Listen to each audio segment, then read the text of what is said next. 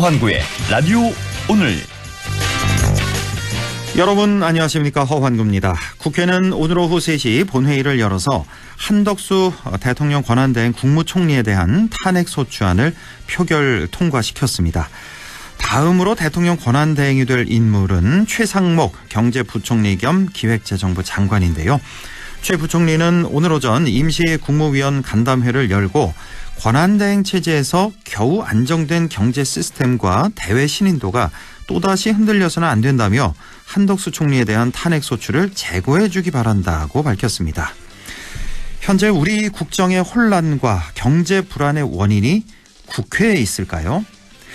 이 사태의 출발은 윤 대통령의 비상계엄 선포입니다. 원인을 엉뚱한 곳에서 찾아서는 곤란하겠습니다. 최상목 부총리는 앞으로 권한대행으로서의 맡겨진 책무를 제대로 수행해서 국정 혼란과 경제 불안을 하루빨리 끝내야겠습니다. 12월 27일 금요일 라디오 오늘 광고 듣고 시작합니다. 독일도 돌았다. 스위스도 돌았다. 대성보일러도 유럽처럼 빙 돌았다. 원통형 콘덴싱으로. 대성보일러가 만드는 유럽형 콘덴싱의 시대. 당신의 콘덴싱은 유럽형입니까? 대성이 내일을 위합니다. 대성보일러. 팀장님, 연금도 투자하세요? 알아서 크는 연금은 없으니까 투자해야죠. 아, 투자의 차이가 연금의 차이? 이제 연금도 투자다. N2 퇴직연금. 역시 고용노동부가 선정한 2024년 퇴직연금 우수사업자. NH투자증권. 원금 손실 유의, 가입 전 상품 설명서 및 약관 필독. 마음에 폭풍이 몰아치는 하루였다면 잠시 귀 기울여 보세요. 이 소리는 스트레스 감소를 도와주는 안마의자 LG 힐링미의 마인드케어 사운드입니다. 휴식의 새로운 바이브 LG 힐링미 MX9. 캠코가 뭘 하는지 알아? 캠. 부채로 힘든 서민들이 다시 일어날 수 있도록 기회를 캠. 위기에 빠진 기업이 다시 도전할 수 있도록 가능성을 캠. 더 많은 국민이 국가 자산을 누릴 수 있도록 가치를 캠. 언제나 당신 편에 서서 대한민국의 자산을 희망으로 바꾸는 일. 우리가 가장 잘하는 일이니까 대한민국 희망을 캠. 이 캠페인은 금융위원회, 한국자산관리공사 캠코가 함께합니다. RSV 알고 계신가요? RSV는 독감 바이러스만큼 전염성이 강한 급성 호흡기 감염 바이러스로 영유아나 60세 이상 성인에서 감염 시 폐렴 등 심각한 합병증으로 이어질 수 있습니다. 주로 독감 바이러스와 비슷한 시기에 발생하는 RSV. 자세한 내용은 의사와 상담하세요. 이 광고는 RSV 질환인식 캠페인입니다. 2024년 연말 꼭 챙길 건 연금 절세 혜택. 연 900만원까지 연말정산 최대 148만원 절세! 미래에셋증권 연금 투자한 나 자신 만세! 절세도 투자다. 개인연금도 IRP도 역시 미래에셋증권. 원금 손실 유의 및 투자 전 설명 청취. 네, 라디오 오늘 금요일 순서 시작합니다. 1부 한 주간의 시사 이슈 진단해보는 시간이죠. 최진봉의 시사 포커스 잠시 후에 만나보고요. 2부 이슈 오늘에서는 예천군의 농산물 가공 창업 지원 사업이 인기라고 하네요. 잠시 후 예천군 농업기술센터 정미정 농촌자원팀장을 연결해서 얘기 나눠보겠습니다. 이어서 과거의 정치사부터 현재 정치 현안까지 지역의 눈으로 바라보는 천용길의 정치 TMI 뉴스맨 천용길 시사평론가와 함께 하겠습니다. 라디오 오늘 많은 애청 바랍니다. 네, 시사 포커스 최진봉 교수와 함께 하는 시간인데요. 지금 전화 연결이 조금, 상태가 좋지 않아서, 시사 포커스 오늘 정말 여러 가지 속보가 많았습니다. 조금 전에 한덕수 권한대행, 탄핵 그 표결이 있었죠.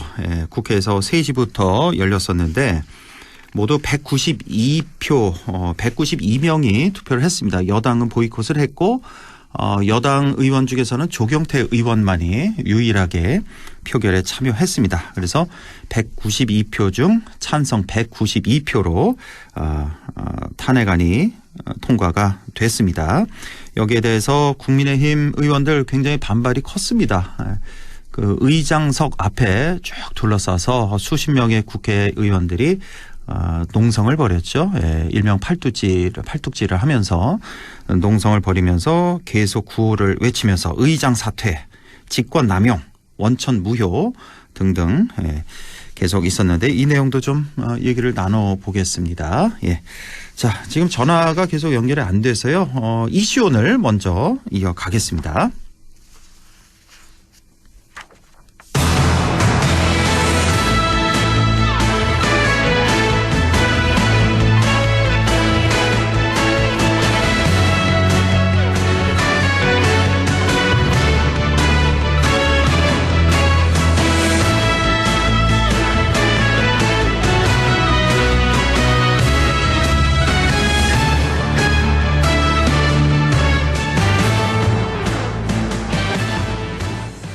네.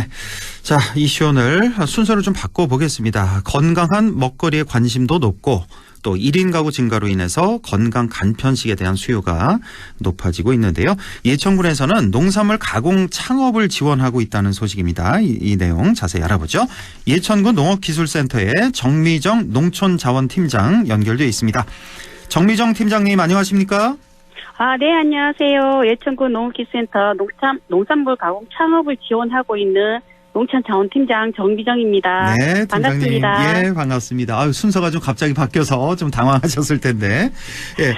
자, 첫 번째 질문이 바로 이 예천군 농산물 가공 기술 지원센터. 여기는 어떤 곳인가 좀 궁금하거든요. 어떤 일을 하는 곳이죠? 네. 저희 예천군 농산물 가공 기술 지원센터는 그 지역 농산물을 활용해 부가가치를 높여 농업인들의 소득 증대를 지원하는 곳입니다. 네. 그 예천에서 생산되는 우수한 농산물을 이용한 다양한 가공 기술을 개발하고 또 아이디어는 있으나 가공 시설을 갖추지 못한 농업인이 가공 제품을 생산하여 그 상품화할 수 있도록 지역 농업인들을 지원하는 기관입니다. 네. 저희는 2021년 해썹 기준 한 600제곱미터 가공 시설을 준공했습니다. 그래서 그 현재 83종의 그 습식과 건식 가공 장비와 또 시제품을 개발해 볼 수 있는 소규모 제품 개발실 그리고 제품 촬영 및 그 영상 제작을 위한 오픈 스튜디오가 구축되어 있습니다. 그렇군요. 농산물 가공기술 지원센터. 자, 또 어떤 역할을 하는지 그것도 좀 같이 설명을 해 주시죠. 네. 그 농업인들이 가공 창업을 위해서는 그 제일 부담스러운 부분이 그 많은 자본을 투자해서 시설을 구축해야 하고 또한 이 식품 인증 절차가 엄청 까다로워서 많은 어려움을 겪고 있습니다. 예. 그 우리 센터에서는 농업인들이 단순히 농산물을 생산하는 데 그치지 않고 농산물 가공을 통해 고부가 가치를 창출할 수 있도록 돕기 위해 설립되었습니다. 네. 특히 농산물 가공에 필요한 가공 창업 기술 교육, 그리고 장비 지원, 그리고 판매 제품 생산, 시제품 제작, 품질 관리, 유통 마케팅 교육 등을 저희가 종합적으로 제공하고 있습니다. 그렇군요. 네. 자, 그러면 농산물 가공과 관련해서요. 구체적으로 어떤 지원이 이루어지고 있습니까? 예. 저희 농산물 가공 기술 지원센터에서는 가공 창업 기술 교육과 함께 잼, 주스, 또 곡물 선식 등을 생산하는 데 필요한 기계와 기술을 제공합니다. 또한 그 맞춤형 교육과 장비를 활용해 또 시제품을 제작하고 판매 제품 생산을 돕습니다. 그리고 또 제일 중요한 게 만드는 게 잘 만들어서 잘 파는 것인데 예. 저희가 브랜드 개발, 포장 디자인, 또 사진 촬영, 라이브 커머스 교육 등을 통해 농업인들의 제품 홍보와 유통 마케팅도 지원하고 있습니다. 예. 특히 저희 예천군의 공동 브랜드 맛들리를 통해 농업인들이 제품을 판매할 수 있도록 돕고 있습니다. 맛들리예요. 예, 맛들리에 저도 좀 들어봤는데 이거 자세히 좀 설명해 주신다면요. 네. 저희 맛들리에는 예천 농산물 가공 기술 지원센터가 또 지역 농산물 가공 제품의 품질을 보증하고 또 브랜드 가치를 높이기 위해서 만든 공동 브랜드입니다. 예. 브랜드 이름은 특이하죠. 맛들리에 이 뜻이 의미가 뭔가 하면 예. 맛과 뜰 그리고 또 예술가의 작업실을 의미하는 아틀리에를 조합해서 그 맛이 뜨는 곳이라는 의미를 담고 있습니다. 맛이 뜨는 곳. 네. 네. 그게 바로 마틀리에군요. 예. 네네. 예. 그 농업인들이 가공 제품이 그 판매사별로 생산과 판매가 이루어지긴 하지만 여기 엄격한 기준으로 선정한 공동 브랜드 맛들리에 아래 모여서 그 같이 시너지 효과를 내고 있고요. 예. 또 소비자들이 맛들리의 제품을 통해 믿을 수 있는 품질과 지역의 특별한 맛을 경험하고 또 예천의 자연과 정성이 담긴 제품으로 건강하고 맛있는 제품을 선택할 수 있게 돕고 있습니다. 예, 그렇군요. 맛들리에 브랜드를 통해서 판매되는 제품 어떤 것들이 있나요? 네, 많은 제품들이 있는데 그중에서 예천군에서 생산된 농산물을 주 원료로 활용해서 총 36종의 가공 제품을 판매하고 있습니다. 예. 예, 저희 현재 많이 판매되고 있는 제품은 재래된장을 동결 건조하여 등산, 캠핑, 나들이, 해외여행 등에서 간편하게 즐길 수 있는 40초 큐브 된장국, 그리고 일반 마늘 대비 마늘의 주요 성분인 그 알리신을 45% 이상 더 함유하고 있고 또 엽록소 성분인 클로로필을 다량 함유한 홍산 마늘을 첨가해서 만든 고소함에 감칠맛이 더해진 누룽지 간식. 예, 그리고 남녀노소 누구나 건강하게 즐길 수 있는 바나나, 계피, 쑥 기본 4가지 맛의 서리태 가루, 그리고 또 다 아시다시피 철분 함량이 높아서 땅속의 붉은 피라고 불리는 비트 있죠. 아, 비트 알죠. 예. 네, 이거를 동결 건조하여 만든 다양하게 즐길 수 있는 비트 가루. 네, 그리고 친환경 재배로 생산된 그 비트, 보리, 현미가 주 원료인 바삭한 쌀뻥튀기. 예, 이 모든 것은 저희 경북도 내 사과 주산지 청정 지역 예천에서 생산되고 달고 품질 우수한 사과로 만든 사과전가도 있습니다. 아, 그렇군요. 예. 상당히 많군요. 네네. 예. 이 모든 제품은 자연 그대로 맛과 품질을 자랑하고요. 예. 또한 저희 해수업 시설에서 안전한 공정 과정을 거쳐서 생산됩니다. 예. 예. 이 맛들리 제품들은 그 농가별 또 온라인 스토어 또 예천군에서 운영하고 있는 예천 장터 홈페이지 그리고 오프라인 매장에서는 또 저 현재 경상북도청 신도시에 예천 농협 하나로마트 수변점이 있습니다. 아, 예. 이곳에서 지금 전시 판매하고 있습니다. 아이고, 그렇군요. 예. 네. 쭉 이렇게 설명을 해주셨는데, 자, 이 공동 브랜드로 농업인들에게는 어떤 혜택을 제공하나요? 예, 그 농업인들이 그 맛들리의 브랜드를 통해서 그 제품을 보다 쉽게 시장에 출시할 수 있고요. 예. 또한 통합 마케팅과 브랜드 가치를 활용해 안정적인 판매와 소득 증대를 기대할 수 있습니다. 예. 네, 또한 그 저희가 가공 기술 지원과 판로 개척까지 원스톱으로 도움을 받을 수 있어서 이런 다양한 혜택을 지원하고 있습니다. 네, 그렇군요. 자, 앞으로 이 맛들리의 브랜드가 추구하는 목표 뭐 이런 거 어떻게 생각하고 계세요? 저희 목표는 그 맛들리에는 예천군 농산물의 가치를 전국적으로 알린 것을 현재는 목표로 하고 있습니다. 예, 또한 그 지속적으로 다양한 고품질 가공 제품을 개발하여 소비자들에게 신뢰받는 대표 지역 브랜드로 자리 잡는 것이 저희의 목표입니다. 그렇군요. 예. 자, 오늘 이렇게 말씀을 쭉 들어보니까 농업인들에게 실질적인 도움을 많이 주고 계시는 것 같습니다. 뭐 연말에 좋은 소식이 있다고 들었는데 어떤 소식이 있는 거죠? 팀장님? 아, 네. 예. 저희 뭐 이러한 성과로 인해서 지금 다양한 곳에서 많은 수상을 하였고요. 네. 상도 많이 받으셨고요. 네네네. 아이고, 그리고, 축하드립니다. 예. 네. 그리고 소비자들에게 제가 이제 청취자분들께 전달하고 싶은 말이 있는데, 예천군 농산물 가공 지원센터는 지금 맛들리에를 믿고 찾는 소비자가 있어서 저희가 함께 성장하고 있습니다.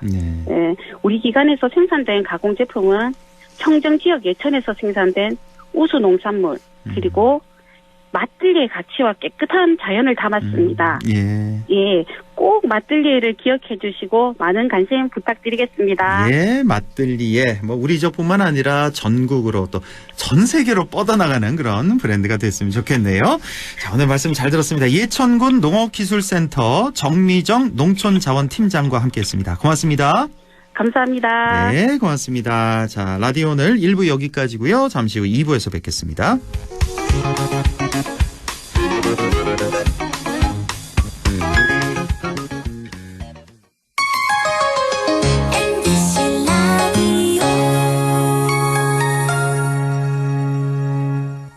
나에게 딱 맞는 대학, 나에게 꼭 맞춘 대학. 나만의 경쟁력을 원한다면 안동과학대학교로 오라. 시대의 딱 취업 중심 실전학과, 학생의 꼭 현장 중심 실무교육, 취업의 맞춤, 내 꿈의 맞춤, 나의 드림핏 안동과학대학교. 2024년 연말 꼭 챙길 건 연금 절세 혜택. 연 900만 원까지 연말정산 최대 148만 원 절세. 미래에셋증권 연금 투자한 나 자신 만세. 절세도 투자다. 개인연금도 IRP도 역시 미래에셋증권. 원금 손실 유의 및 투자 전 설명 청취. 오늘도 안전하게 음주운전 예방수칙 알려드립니다. 첫 번째, 술자리가 예정된 경우 미리 귀가 방법을 정하고 차는 가져가지 않는 것이 안전합니다. 두 번째, 음주 후 자전거나 전동 킥보드를 이용하는 것도 음주운전 처벌 대상에 포함됩니다. 세 번째, 과음을 한 다음 날에는 대중교통을 이용해주세요. 숙취 음주운전 역시 처벌 대상입니다. 네 번째, 음주운전을 방조하는 경우에도 3년 이하의 징역형 또는 1,000만 원 이하의 벌금형에 처해질 수 있습니다. 적극적으로 말려주세요. 위험한 음주운전 미리 예방하여 소중한 생명을 지켜주세요.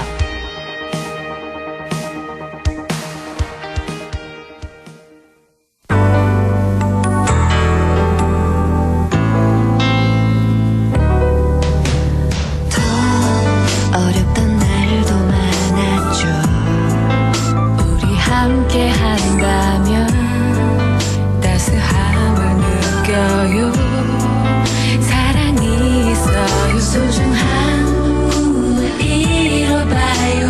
우리 함께 여기 있으니 감동과 사랑 있는 MBC 라디오 문화방송 100.1 MBC 라디오. 네, 6시 23분 2초 지나고 있네요. 천용길의 정치 TMI 시작합니다. 천용길 시사평론가 연결돼 있습니다. 안녕하십니까? 네, 안녕하십니까? 네, 자, 오늘 정치 TMI 주제는요? 네, 벌써 2024년 한 해가 끝나갑니다. 이 정치 TMI도 오늘이 마지막 주인데, 오늘은 올 한 해 우리 지역의 주요한 정치 이슈 5가지를 한번 꼽아서 정리를 해보고자 합니다. 아, 정치 이슈 5가지 네. 총 정리를 한번 해보겠습니다. 자, 네. 그러면 첫 번째로 선정한 이슈는 무엇입니까? 네, 아무래도 12.3 비상계엄 사태가 한 해 전체를 덮어버렸습니다. 네. 흔히 이 방송가에서도 뭐 드라마나 영화도 이 연말에 나오는 작품들이 이 대상을 받을 확률이 높다 이런 이야기를 하는데 연말을 뒤엎었고 게다가 대한민국 헌정사상 유례없는 일이다 보니 모든 이슈가 급속하게 이 비상계엄 사태로 빨려 들어갔습니다. 현재도 뭐 계엄과 탄핵 이 소위 내란 국면은 이어지고 있는 상황인데 그런데 우리가 우리 손으로 뽑은 우리 지역 국회의원들은 이 긴박한 순간에 뭘 하고 있었나, 어떤 일을 하고 있었나, 찬찬히 따져볼 기회는 또 많지가 않은 것 같습니다. 예. 때문에 오늘은 이 중요한 국면마다 이 경북의 지역구 국회의원 13명, 그리고 경북 몫의 이 비례대표 의원이죠. 이 국민의힘의 이다리 더불어민주당의 임미애 의원까지 이 15명은 어떤 결정을 했는지 또 우리 북부 지역의 의원들은 어떤 선택을 했는지 한번 살펴보겠습니다. 아주 좋습니다. 우리 경북의 지역구 국회의원 13명 그리고 경북 목세 비례대표가 있죠. 국민의힘엔 이다리, 민주당 임미애 이렇게 2명이 있는데 자, 이렇게 좀 되짚어보면 참 긴박했던 순간이었습니다. 12월 3일 비상겸 해제를 위해서 국회에 이제 한 190명 정도 모였는데 딱 190명이었죠. 이때 그렇습니다. 경북 지역 의원들은 얼마나 참석했나요? 네, 당시를 보면 야당 의원들이 대부분 190명 중에 이 172명 야당 의원이었고요.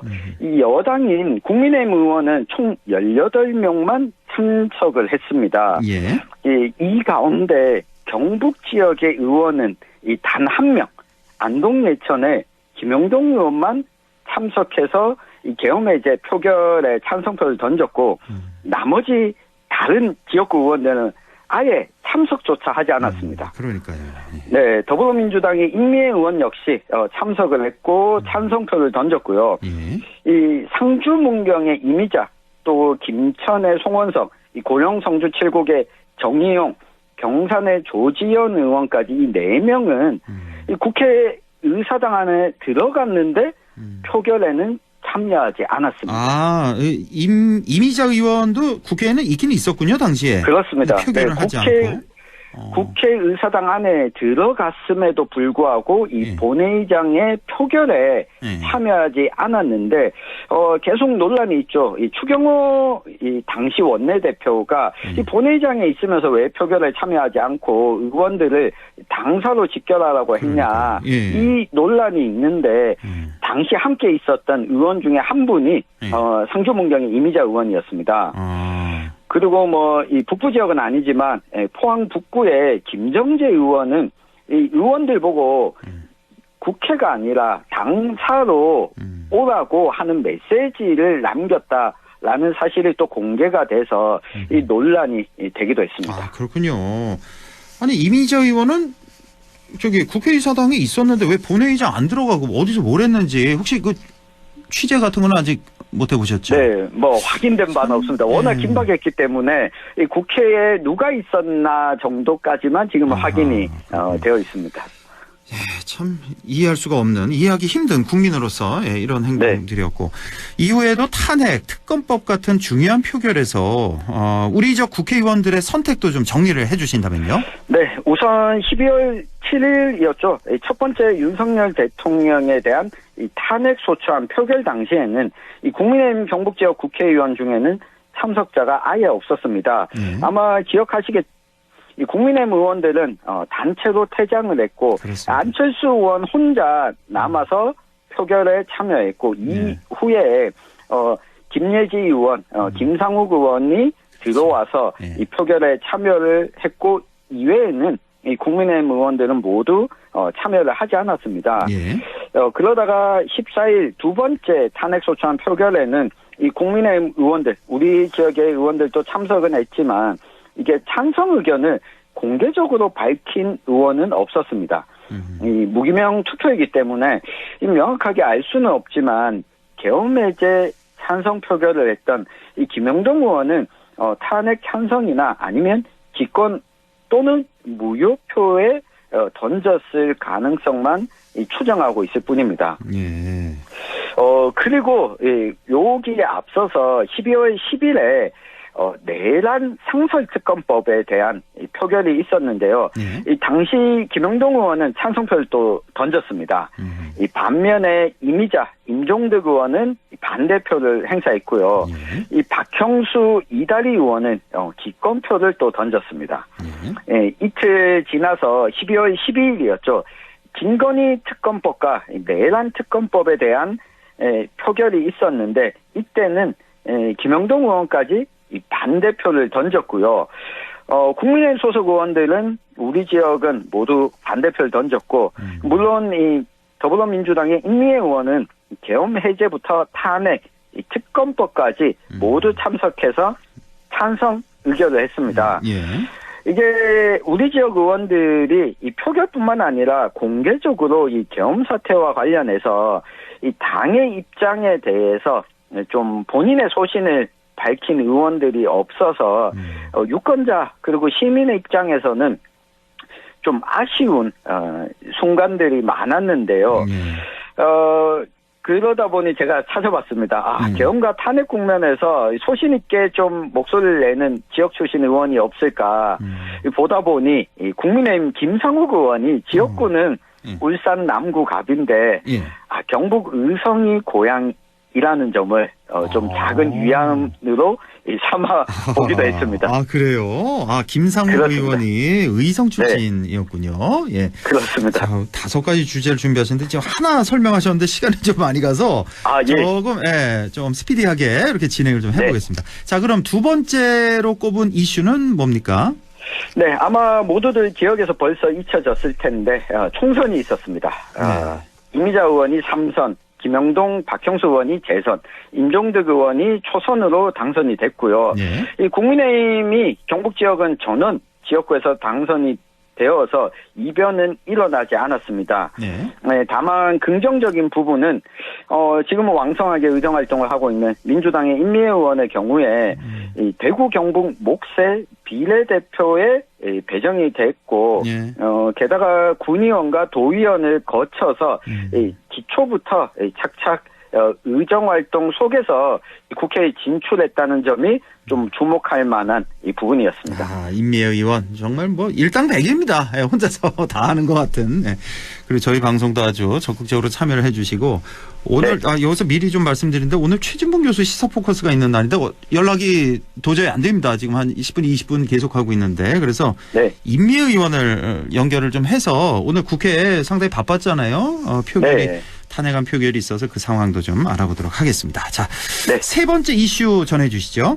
네, 지난주에도 한번 다뤘었고 올해 여러 번 다뤘는데 역시 대구 경북 행정통합을 빼놓을 수가 없습니다. 이 비상계엄 사태 이전까지는 특히 북부권에서 가장 중요한 정치권의 이슈였는데요.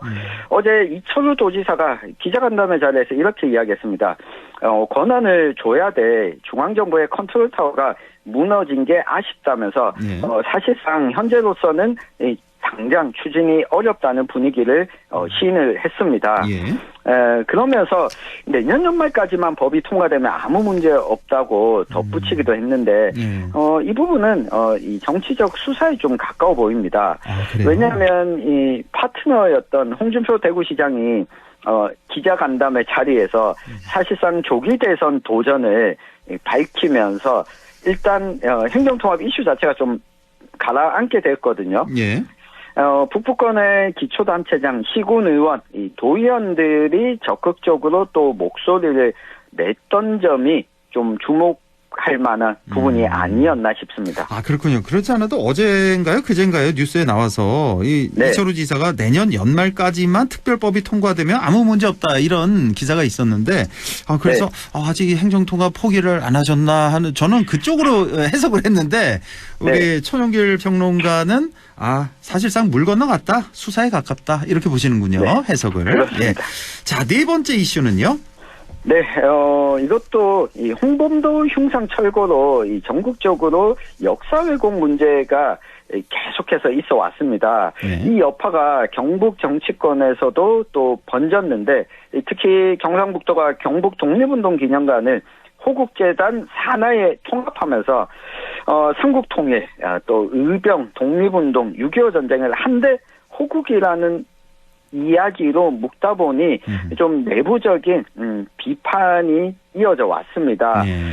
게다가 12월이었죠. 얼마 전에 박정희 동상 건립 추진위원회가 제작한 이 동상을 경북도청 앞 광장에 공간을 내어주면서 이 논란의 불을 또 지폈고요. 한 가지 부분만 또 기억을 해주시면 지금 대구시에서 건설한 동상, 기존 구미에 있던 동상보다도 이 규모가 2배 가까이 큰 동상이라서 이 부분에 대해서도 앞으로 내년에도 논란이 좀 이어질 것으로 보입니다. 그러니까 동상이 박정희 대통령 동상이 지금 우리 경북 지역에 너무 많아서 제 기억으로는 열 몇 군데 있다고 제가 들은 것 같은데. 맞습니다. 경주, 포항, 그렇죠. 청도, 구미, 안동 이 곳곳에 이 동상이 있습니다. 그러니까 말씀하신 대로 경북도청 앞에도 얼마 전에 세워졌고 동대구역 앞에도 세워졌잖아요. 얼마 전에. 그렇습니다. 제막식이 있었고. 예. 어쨌든 이건 뭐 참 찬반 논란이 참 많은 그런 주제인 것 같습니다. 이 동상 논란은. 자, 이 마지막 이슈 전해주시죠. 네, 바로 공직선거법입니다. 이 국민 손으로 뽑는 이 정치인들의 역할이 중단되기도 하는 이 공직선거법인데 올해 이 4월 이 총선을 거치면서 이 김영동 의원이 이 공직선거법 위반으로 고발이 됐고 수사가 아직 이어지고 있습니다. 그리고 이 박남서 영주시장이 항소심에서도 11월에 이 당선 무효형을 선고받으면서 만약 이 대법원 상고심이 2월 28일까지 확정이 되면 내년에는 영주시장 재보궐선거가 진행되게 됐습니다. 그리고 이게 재판이 너무 길어져서 많은 분들이 좀 잊어버리기도 했는데 임종식 경북교육감의 뇌물수수 재판이 얼마 전에 검찰이 징역 7년을 구형하면서 내년 1월이면 1심 결과가 나올 것으로 예상됩니다. 그렇군요. 검찰이 징역 7년이나 구형했다는 거 좀 재판을 좀 지켜봐야겠네요. 자, 그렇다면 올 한 해 우리적 정치를 좀 정리해 주신다면요. 네, 이런 노래가 있습니다. 님이라는 글자에 점 하나만 찍으면 도로 남이 되어버린다라고 하는 노래가 있는데 한자로 왕자 글자에 윤석열 대통령이 좋아하는 왕자 이 글자에다가 점 하나를 찍으면 주인주자가 됩니다. 그렇죠. 네, 이 손바닥에 왕자를 써놓고 왕이길 군림하는 정치보다는 여기다 점 하나 더 찍어서 시민을 주인으로 만드는 정치를 내년에는 기대해 보겠습니다. 꼭 좀 그렇게 됐으면 좋겠습니다. 자, 올 한 해도 수고 많으셨습니다. 지금까지 천용길 시사평론가와 함께했습니다. 고맙습니다. 고맙습니다. 네, 임미의 그래도 정치 좀 다급하게 연결을 좀 했습니다. 다행히 임미애 의원이 전화를 받아주셔서 너무너무 고맙습니다. 자, 임미애 의원님 안녕하세요. 네, 안녕하세요. 방금 본회의장에서 투표를 마치고 온 임미애입니다. 오늘 그렇지 않아도 오늘 오후에 계속 그 생중계를 좀 저는 지켜봤거든요. 그래서 그 투표 과정 그 전후 계속해서 이제 국민의힘 의원들 수십 명이 의장석 앞에 몰려 나와서 그 왜 팔뚝질이라고 하죠. 그 구호를 외치면서 구호가 뭐였더라? 뭐 의장 사퇴, 뭐 직권 남용, 원천 무효 뭐 이런 걸 외치면서. 근데 오늘 그 쇼츠가 올라왔는데요. 올라왔어요, 원천 무효가 아니고 국민들이 듣기에는 방송에서 듣기에는 온천 무료 이렇게 들렸대요. 그래요? 저는 원천 무효로 들렸는데. 저희도 앉아 있으면서 사실 저건 뭐라고 외치는 거지 싶었거든요. 근데 사람들은 온천 무료 이렇게 들렸다고. 그래서 이 와중에도 국민들은 이 모든 과정을 약간은 좀 희화화해서 보는 경향이 좀 있었던 것 같습니다. 근데 일반 국민의 이제 입장에서 눈으로 이렇게 쭉 지켜봤는데 국회 상황을 솔직히 좀 많이 눈살이 좀 찌푸려지더라고요. 그러니까 저는 이렇게 막 열을 내면서 저도 앞에 좀 나가 있었는데 땀을 뻘뻘 흘리면서 구호를 외치시더라고요. 그런데 한편으로는 무슨 생각이 들었냐 하면 이런 이렇게 끓어오르는 분노를 계엄령이 터졌을 때 계엄에 대해서 항의하는 모습이었으면 그거죠. 얼마나 국민이 좋아했을까 이런 생각이 드는 거예요. 도대체 국가를 생각을 왜 안 해요? 국민들을. 그러니까요. 정말 구호를 외쳐야 할 자리는 오늘 같은 자리가 아니고 계엄에 항의하는 자리였어야 되는데 좀 아쉽습니다. 그렇네요. 정말. 오늘 일단은 여당 의원들 투표 불참했고 딱 한 명 조경태 의원만 찬성표를 던졌다는 소식. 그래서 모두 192명 투표해서 아니에요. 저기 김상욱 의원도 왔고요. 민주당에 한 명이 빠졌어요. 김상욱 의원도 있긴 있었는데 투표는 안 한 걸로 제가 뉴스에서 확인을 했는데 그런가요? 예, 있긴 있었어요. 본회의장이 있었는데 투표는 안 한 걸로. 그리고 민주당 의원 중에 김문수 의원이라고 혹시 있나요? 네네 맞습니다. 그분이 이제 불참했다고 이렇게 확인을 저도 했는데. 현장에는 있었는데 당연히 투표를 했는 줄 알았어요. 그렇죠. 뭐 300분이나 있으니까 그걸 다 확인할 수는 없는데 어쨌든 뭐 제가 뉴스를 확인했으니까 이게 맞을 것 같고. 네네. 그래서 결국은 한덕수 대행이 이제 탄핵이 확정이 됐고 직무가 이제 5시 16분부터 정지가 됐습니다. 조금 전부터. 네. 근데 우리가 또 걱정했던 게 탄핵이 돼도 이게 왜 정족수 논란이 있어서 그냥 뭐 뻔뻔하게 월요일에도 출근할 것이다 뭐 이런 전망도 있었는데 일단은 그만하겠다 직무 정지하겠다 이렇게 발표를 했네요. 한덕수 총리가. 예 맞습니다. 한덕수 총리는 모든 업무를 이제 의결되는 그 순간부터 손을 떼겠다라고 얘기를 했고 그 대신 국민의힘이 이거를 권한쟁의 심판을 넣었어요. 그래서 헌재의 그 결과는 기다리겠다라고 했지만 이게 저희가 이 권한쟁의 심판의 내용이 뭐냐면 국힘이 청구한 그 내용이 이거예요. 자신들의 심의 표결권을 침해했다. 무슨 말이죠? 국회의원의 심의 표결권을 민주당이 방해했다 이거죠. 그런데 사실은 보셔서 아시겠지만 우리가 방해한 거 아니거든요. 그러니까 심의 표결권을 침해했다? 심의하고 표결하는 걸 침해했다고요? 네. 심의 표결 기회를 우리 아무도 박탈하지 않았고 그냥 본인들이 나간 거잖아요. 그러니까 지금 그 국민의힘에서 그 헌재에다 넣은 권한쟁의 심판이라는 게 이게 사실 성립되기 어렵다라는 것이 저희 입장이고요. 국회의원의 심의 표결권 침해라는 것에 이게 들어가는 거죠. 왜 정족수를 의결 정족수를 151로 했느냐. 이게 이제 본인들의 생각과 다르기 때문에 이게 자신들의 표결권을 침해한 거다라고 하는데 만약에 탄핵 정족수가 맞지 않는 거면 탄핵 심판에서 각하 결정이 나올 거고 이건 뭐 변론 없이 빨리 할 수 있는 결정이니까 그건 그렇게 되고 또 이게 한덕수가 당사자잖아요.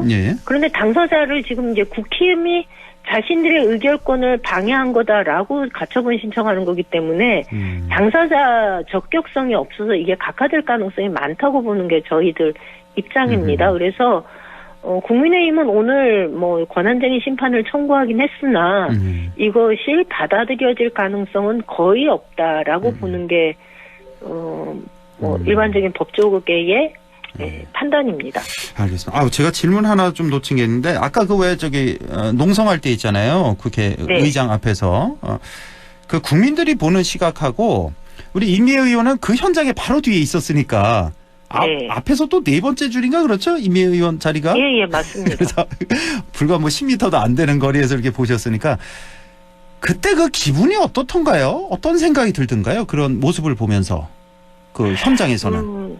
저는 아까 잠깐 말씀드렸지만 이분들이 항의해야 할 순간이 아닌 거예요. 항의해야 할 내용이 아니고 그리고 정말 국회의원의 목소리가 필요한 순간에는 입을 다물고 있다가 아무도 국민들이 예상하지 못한 순간에 목소리를 이렇게 세게 내는 거잖아요. 근데 저는 이것이 이분들이 모두가 사실은 이번 이 계엄과 관련해서 계엄이 그냥 터진 게 아니라 사실 이 명태균 관련해서 국민의힘 내부에서 여러 가지 문제들이 발생하는 과정에서 이 계엄이 터진 거잖아요. 그러니까 대통령의 계엄과 그동안 쭉 진행되어 왔던 국민의힘의 여러 가지 뭐 논란이 함께 뒤섞여 있으면서 자신들의 이 처지가 직접 투영되다 보니까 이렇게 거세게 항의하는 거 아닌가. 사실은 결국은 자기 자신, 자기 문제 때문이었던 것 같아요. 그렇게 보는 시각이 사실 상당히 많고. 그리고 이게요.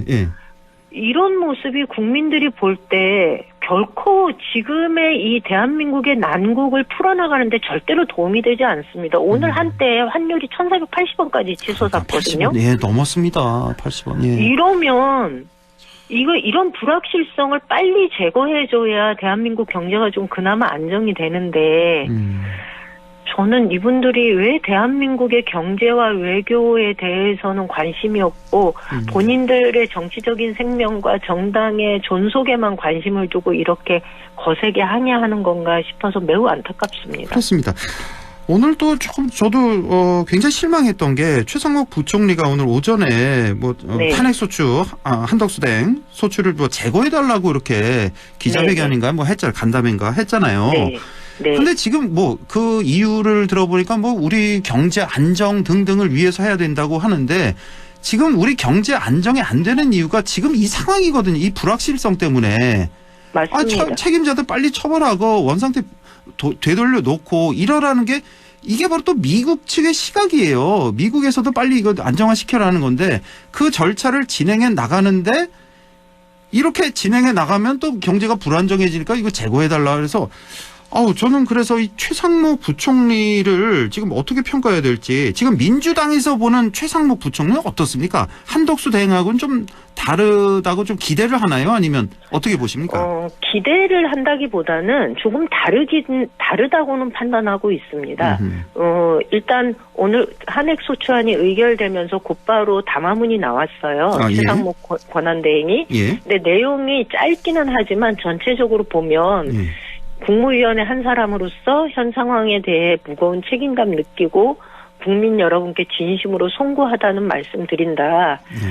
국정 혼란을 최소화하는 것이 무엇보다 중요하기 때문에 공직자 여러분들 모두가 이 국가의 안위와 국민 일상이 흔들리지 않도록 전력 다하자. 뭐 이런 내용이에요. 그러니까 내용을 보면 아침에 기자회견했던 내용과는 조금 많이 다르죠. 그러니까 제가 볼 때는 열심히 잘 해보겠다. 이게 뭐 정치를 하는 게 아니라 경제 안정을 위해서 그것만 바라보고 지금의 난국을 수습하는데 최선을 다하겠다라는 메시지로 보여요. 그리고 이분은 전형적인 관료 출신이어서 그렇죠. 그리고 계엄령 얘기가 나왔을 때도 가장 강하게 반발한 사람이 최상목 부총리라고 하니 반발한 이유는 하나거든요. 경제가 위험해진다는 거였잖아요. 예, 그런 면을 본다면 지금 상황에서 어떤 판단을 해야 하는지에 대해서는 그래도 좀 잘 알 거라고 생각을 하고요. 한덕수 권한대행은 내란 피의자잖아요. 그렇죠. 네, 그리고 어제도 잠깐 말씀드렸지만 김용현이 논의하는 과정에서 먼저 보고를 했다는 거잖아요. 그렇습니다. 계엄령에 대한 거. 정확하게 피의자예요. 공범이에요. 이제 위치가 다를 수밖에 없어서 처지가 다르니까 저는 다른 판단을 할 거라는 기대는 조금 하고 있습니다. 그러니까 그 기대대로 되면은 우리 경제도 이제 좀 불확실성이 좀 해소가 되면서 안정이 될 텐데 이거 또 몰라서 마음을 놓을 수가 없다는 거. 그게 좀 그렇고. 그렇죠. 혹시 그 민주당 의원들 중에 최상목 부총리랑 뭐 사전에 좀 이렇게 교감 같은 거? 왜냐면 지금 당장 헌법재판관 임명하느냐 아니냐 이게 첫 번째 문제고 쌍특검 어떻게 할 거냐 이거잖아요. 여기에 대해서 조금 뭐 들리는 말이 없나요? 아직 그런 얘기는 저희한테는 안 들어오고 있고요. 이게 근데 이제 헌법재판관 같은 경우에는 이미 11월 28일인가 추경호 원내대표가 이미 발표도 했던 거거든요. 예, 그걸 다 알고 있어서 그리고 이거 헌법재판관들이 이게 국회 몫이잖아요.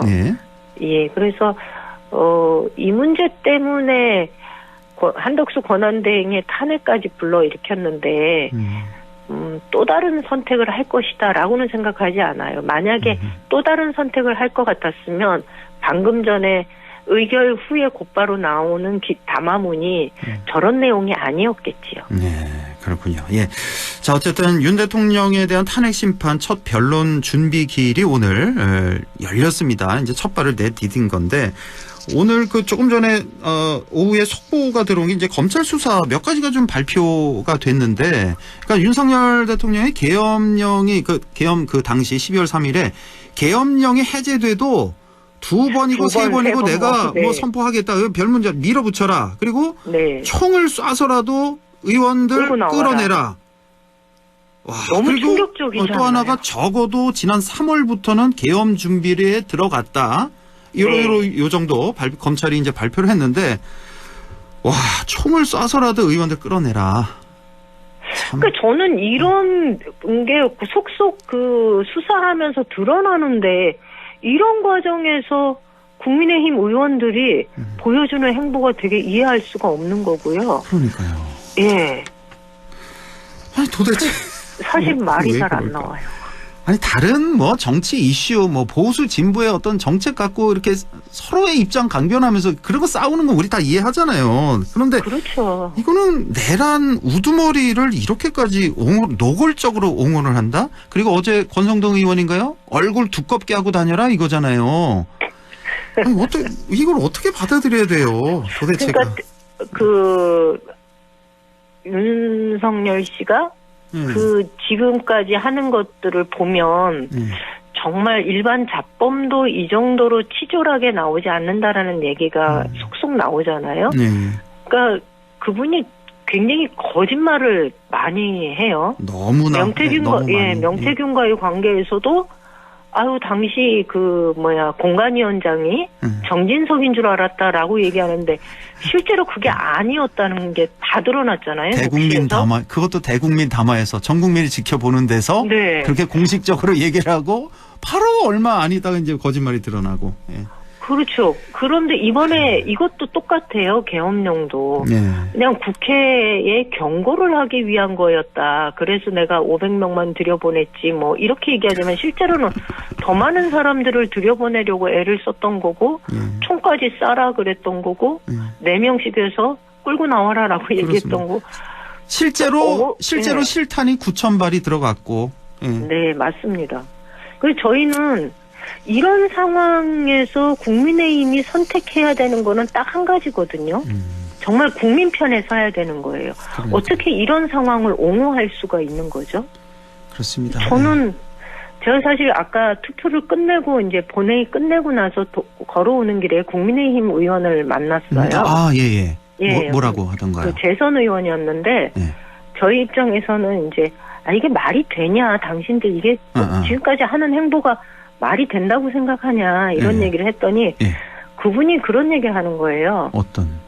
내부에서도 갈등이 되게 많다고. 그러니까 그 두 번째 탄핵 소추안이 가결되던 날 그때 이제 다 참여를 하기로 하고 자율 투표를 하기로 했고 원래대로 하면 더 많은 사람들이 투표를 가결을 할 발을 찍을 수 있었는데. 그 선수가 높은 의원들이 있잖아요. 국민의힘의 다선 의원들이 계속 나서 회의가 끝날 때쯤 되면 일종의 선동을 한다는 거예요. 그래요. 그러면서 거기다가 그 당시 탄핵소추안에 보면은 이제 추경호 원내대표의 행위에 대한 것들이 적혀져 있는데 이 사람이 내란 공범이면 니네도 다 내란 동조자다라는 식으로 막 겁을 주니까 사람들이 투표를 하는데 좀 주저거리게 만든다는 거죠. 그 얘기는 국민의힘 내에서도 이 다선 의원들이 오히려 방향을 잡아주지 못하고 구태에 찌들어서 이 내란 행위를 옹호하는 쪽으로 자꾸 당을 벼랑 끝으로 몰고 가는 거 아닌가 그런 생각이 좀 듭니다. 그러니까 그 당내 그 친윤 그룹들 그리고 다선 의원들 윤상현, 권성동 등등해서 이런 사람들의 어떤 반협박식으로 그렇게 찍어 누르는 건데 아니 국회의원씩이나 됐으면 우리나라 전체 인구 그 5천만 명 중에 300명밖에 없는 국회의원이 됐으면 그래. 개인의 헌법 기관으로서 그 정도는 좀 판단해야 되는 거 아니에요? 그 위에서 그런다고 참 너무 기가 막힙니다. 참 자격 없는 국회의원들 너무 많고 답답하네요. 대구경북 시도민들이 좀 저는 똑똑해져야 된다고 생각합니다. 표로서, 결국 국민 정당을 바보 정당으로 만드느냐 아니면 정말 유능한 정당으로 만드느냐는 유권자들의 선택에 달려 있습니다. 자, 지금까지 임미애 의원과 함께했습니다. 고맙습니다. 네.